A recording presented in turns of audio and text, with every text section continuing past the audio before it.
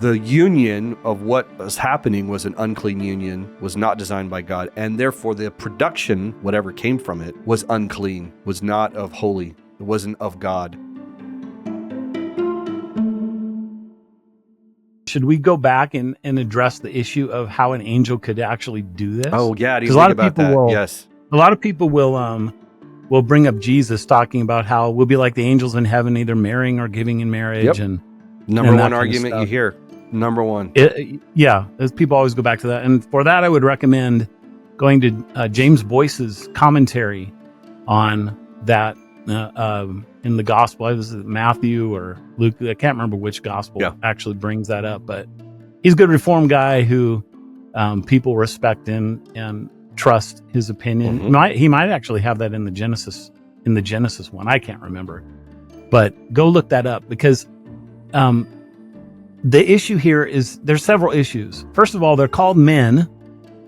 They're called men. The Bible calls them men over and over and over. People say they don't have sexual anatomy. Well, how in the world do you know that? The Bible actually calls them men. I've never seen one, so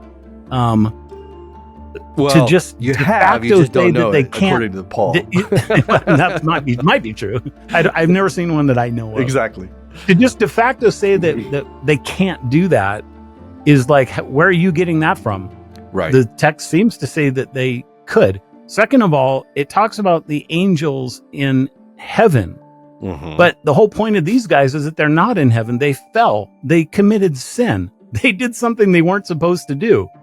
So there's that issue. And then a third thing that's possible in my mind, this is one I won't really die on the hill for, but it says they took as their wives. And wives could just be women. And this could be an idea of raping, or it even could be, and this gets really weird into the weeds, but it could be some kind of an idea of genetic manipulation that's going on. Right. And people are like, well, that's just ridiculous and nonsensical. But there's a lot of reasons to think that the angels certainly knew about our DNA a long time ago. And we're doing those kinds of things today, right now. Yesterday, we were doing them.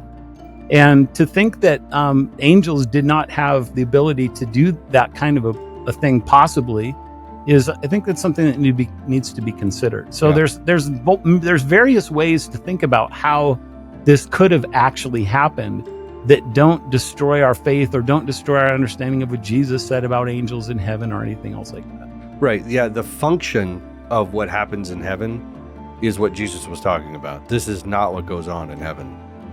But it's what goes on the fallen earth. That's right.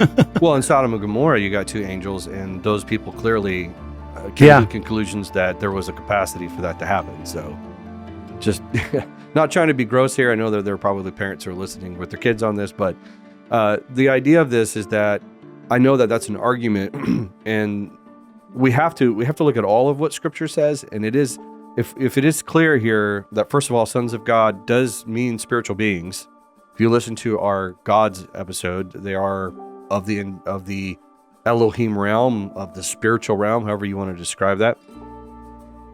And so it does say that they end up having a union, and in this union, I'm not trying to be like rude or cheapish here to people who hold the Sethite view. I don't know how you have it's not one or two people. Listen, in our day and age, over the last couple hundred years, we have pictures and we see people who have the Gigantor syndrome, and they can barely walk, Doug, let alone, I mean, sure, you got a guy like Shaq.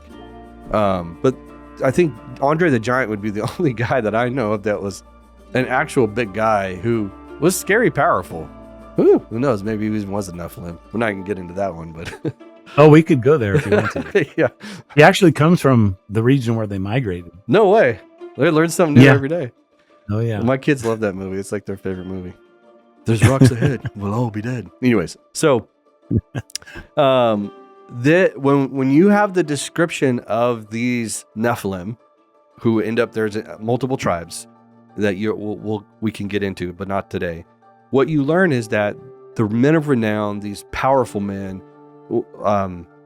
everyone believes in Goliath, and when you learn that Goliath is absolutely a part of the line of the Nephilim, like his genealogy goes back to the Nephilim, The guy is wearing armor that weighs almost more than you and I, Doug. I mean, 250 pounds worth of, and his spear.